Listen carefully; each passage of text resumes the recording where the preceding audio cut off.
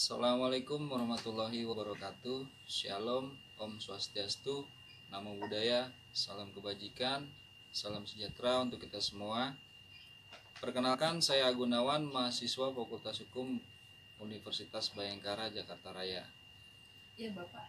Ingin memaparkan tugas kelompok 3 dalam mata kuliah asas-asas hukum pidana yang diberikan oleh dosen kita, yaitu Bapak Dr. Wiseno Wijarnako, SHMH, berkenaan dengan asas legalitas. Baik, jadi asas legalitas perlu kita ketahui ini terdapat dalam pasal 1 KUHP, di mana suatu perbuatan dapat dipidana kalau termasuk ketentuan pidana menurut undang-undang. Oleh karena itu, pemidanaan berdasarkan hukum tidak tertulis tidak dimungkinkan. Ya, jadi ketentuan pidana itu harus lebih dahulu daripada perbuatan itu. Dengan perkataan lain, ketentuan pidana itu harus sudah berlaku ketika perbuatan itu dilakukan.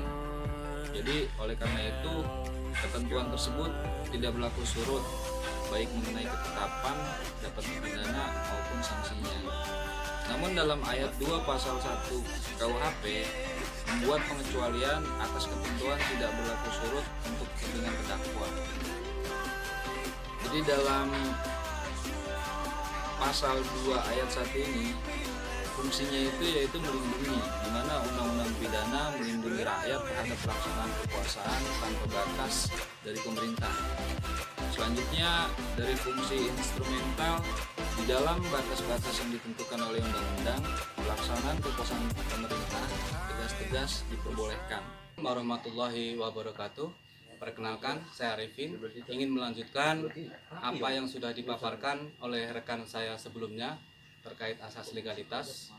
Itu Anselm von Feuerbach merumuskan asas legalitas dalam bahasa Latin. Yang pertama, nulla poena sine lege, yang artinya tiada pidana tanpa ketentuan pidana menurut undang-undang. Yang kedua, nulla poena sine crime, tidak ada pidana tanpa perbuatan pidana. Yang ketiga, nullum crimen sine lega legali, tidak ada perbuatan pidana tanpa pidana menurut undang-undang. Rumusan tersebut dirangkum dalam suatu kalimat, yaitu nullum crimen nulla poena sine previa lege, yang artinya tidak ada perbuatan pidana, tidak ada pidana tanpa ketentuan undang-undang terlebih dahulu. Berbagai aspek dalam asas legalitas. Yang pertama, tidak ada yang dapat dipidana kecuali berdasarkan ketentuan pidana menurut undang-undang. Yang kedua, tidak ada penerapan undang-undang yang berdasarkan analogi. Yang ketiga, tidak dapat dipidana hanya berdasarkan kebiasaan. Yang keempat, tidak boleh ada perumusan delik yang kurang jelas. Yang kelima, tidak ada kekuatan surut dari ketentuan pidana. Yang keenam, tidak ada pidana lain kecuali yang ditentukan undang-undang. Yang ketujuh, penuntut pidana hanya menurut cara yang ditentukan undang-undang. Baiklah, selanjutnya akan dilanjutkan oleh rekan saya.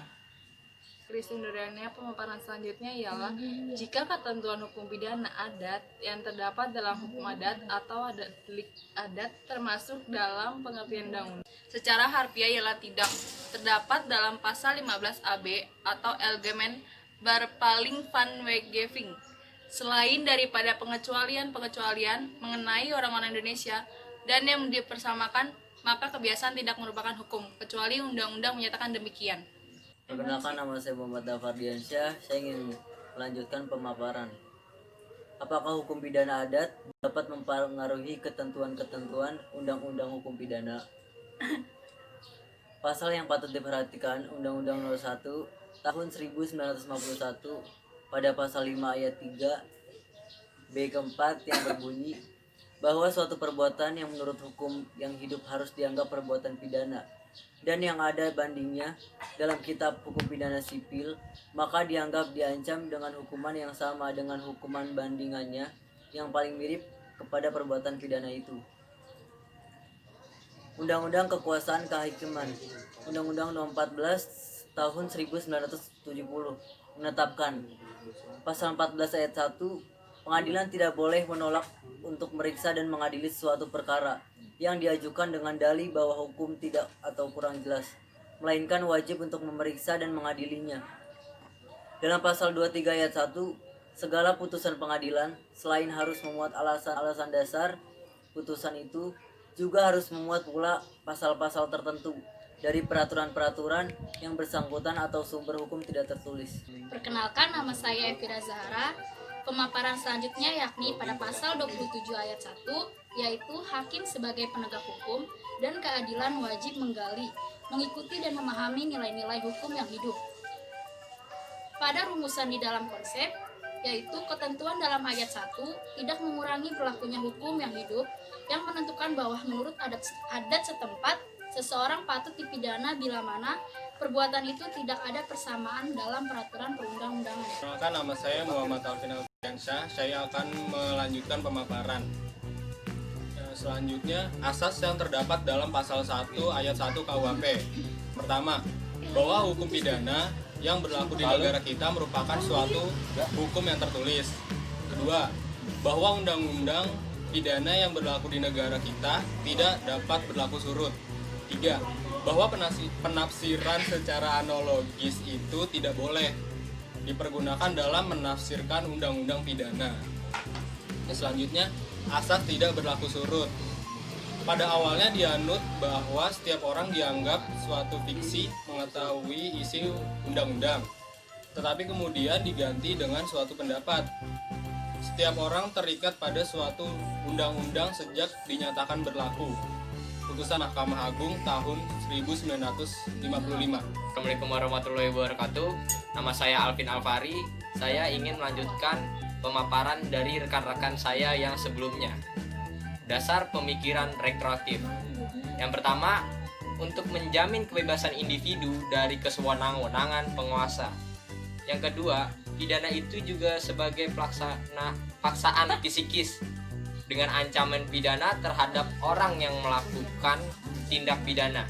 Penguasa berusaha mempengaruhi jiwa pembuat untuk tidak berbuat.